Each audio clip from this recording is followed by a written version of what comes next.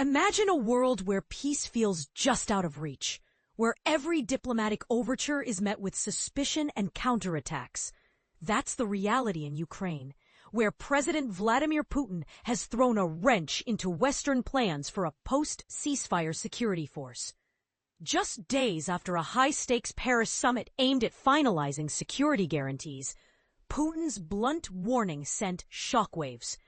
Any foreign troops deployed to Ukraine would be considered valid military objectives. But here's where it gets controversial. Macron claimed 26 of Ukraine's allies are ready to commit ground, naval, or air forces the moment fighting stops. Yet Putin's response? A cold dismissal that turns the entire proposal into a potential powder keg. And this is the part most people miss. The Kremlin isn't just rejecting the idea. It's weaponizing it as propaganda. By framing Western involvement as an existential threat, Russia paints itself as the victim in a global chess game. But does that narrative hold water? Or is it a calculated move to delay peace talks indefinitely? Let's unpack the numbers. France's Emmanuel Macron revealed that 26 nations are on standby to deploy troops, though he wisely kept their identities under wraps. Meanwhile, Putin's spokesperson, Dmitry Peskov, accused European nations of provoking the war's continuation, a charge that raises eyebrows. After all, isn't the goal to end the conflict? The coalition of the willing, led by the UK and France, is pushing for military upgrades and a reassurance force to patrol any deal. But Putin's logic is simple. Why let foreign soldiers linger in Ukraine if a lasting peace is on the horizon? His argument? If a long-term agreement materializes, there's no point in their presence. Yet Kyiv and its allies see this as a red herring. They argue that without immediate security guarantees, any ceasefire is just a pause before the next escalation. The elephant in the room? Donald Trump. The former U.S. president recently hinted at potential air support for Ukraine, a move Zelensky welcomed as maximum protection for our skies. But here's the twist.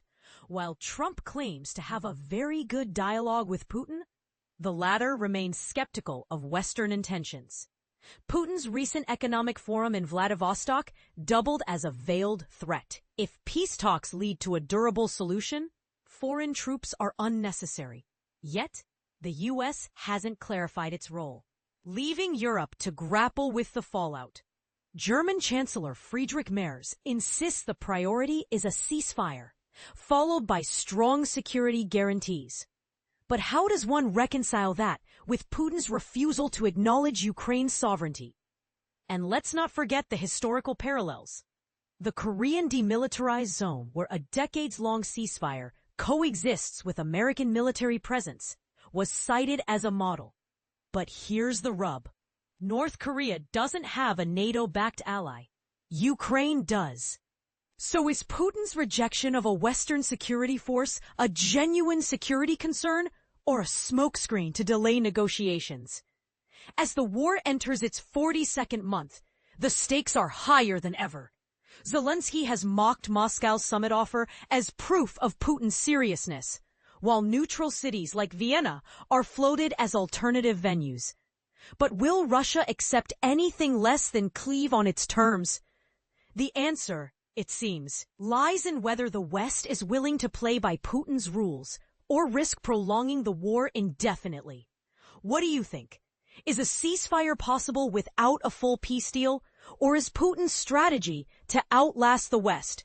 Share your thoughts below.